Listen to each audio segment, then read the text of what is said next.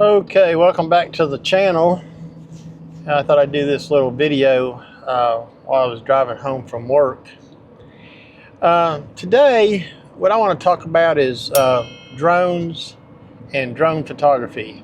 And I want to give you a little background where I'm going with this. I had a little thing that come up this past week that I thought I wanted to change drones, and actually had to back up and send it back.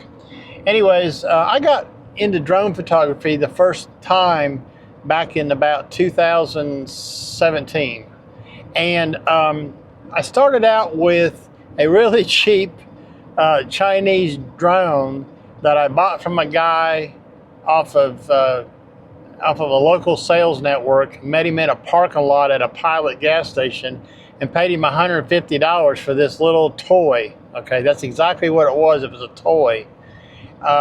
It had issues. It did not have GPS. It was hard to fly. The camera wasn't all that great, but I didn't know what I was doing, okay? But I did have a little toy that I was playing with that cost me $150. After a while, I decided that, that wasn't going to work out. It was always causing, there was always problems with that drone, and it wasn't doing what I wanted it to do. And what I'd hoped to do was capture landscape photographs with a drone. Anyways, my next step in was about 6 months later, maybe early or late 2017. And I ended up buying I'm trying to think of the name of the company now. It was a Blade, I think it was a Blade Q350 or something like that. It had a adapter on the bottom of it that had a GoPro mount. So I made a metal adapter out of a thin piece of aluminum so I could mount my point and shoot Sony camera. It was a TX20. Now that worked pretty good, except when it flew, the bracket would wobble and there was no stabilization on that camera. But the camera did take pretty good videos, but still was not good enough for what I wanted to do. And as things progressed, DJI was on the scene already, but Unique made a copter called a Typhoon 4K. They had a camera on the bottom of this. I think it was a CGO3 or CGO2.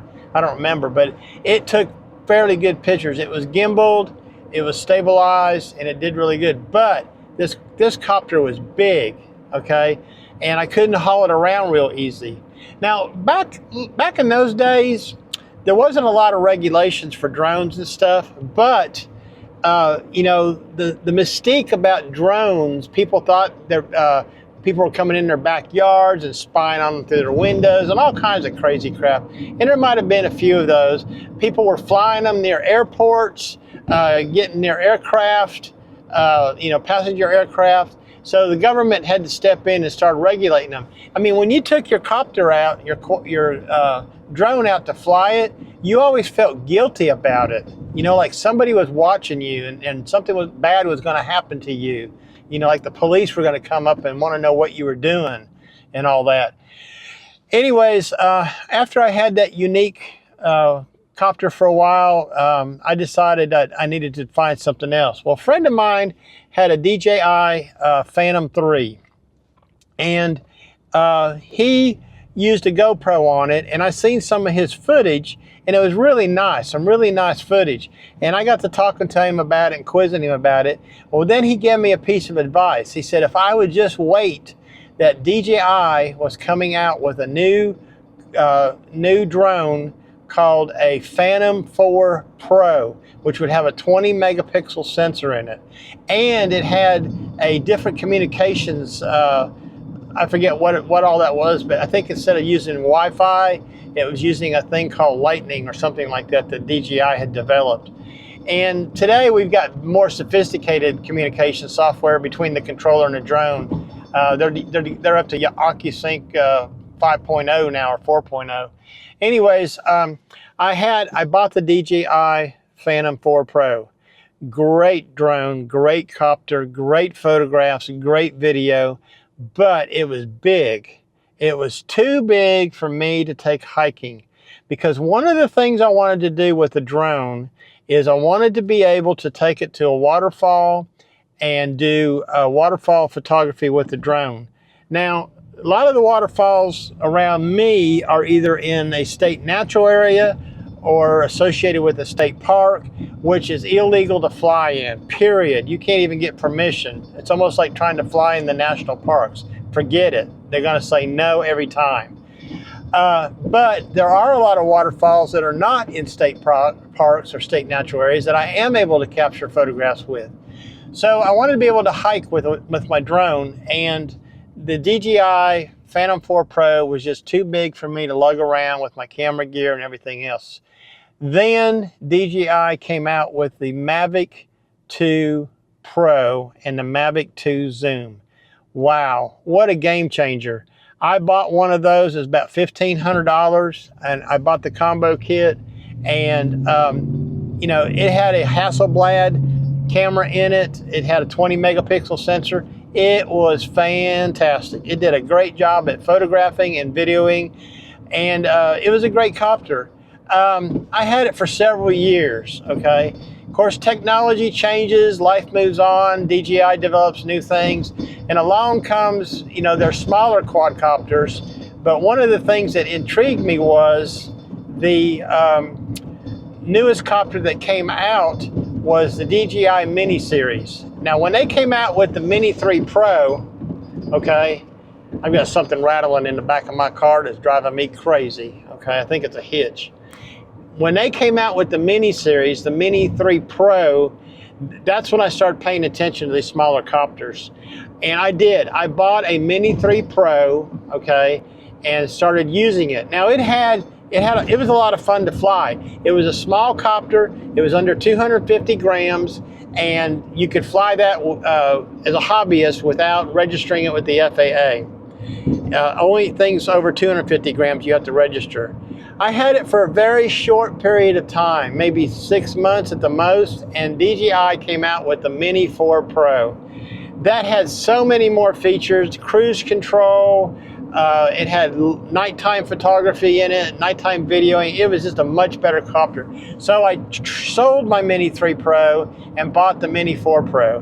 Now I've had the Mini 4 Pro for about a year. Maybe about 9 months now. And it is a small copter, and it gets pushed around a lot by the wind and stuff. Well, recently, and this is where this video is going, so pay attention now, because this is where it's going to get good. Recently, I started looking online, and I seen where DJI released another version of the Mavic 3. It was the Mavic 3 Classic. I started watching reviews and everything else, and it just looked like a really great copter. It had a Hasselblad camera in it with a variable aperture, which I was missing sorely. And anyways, I decided to purchase one of those. Now, I just purchased the drone only. Unfortunately, I did not do my homework very well. The problem was this. I thought I could use my DJI RC2 controller that's designed for the Mini 4 Pro and the Air 2S with my Mavic Classic 3. Nope, cannot do that. You have to go back to the RC controller, not the DJI RC if you want the displayed one. That's the one I got. It would not work with the RC2. So, okay, I'd already bought the drone and I couldn't fly it. So I had to order the controller, the DJI RC controller, and I went ahead and picked up an extra battery.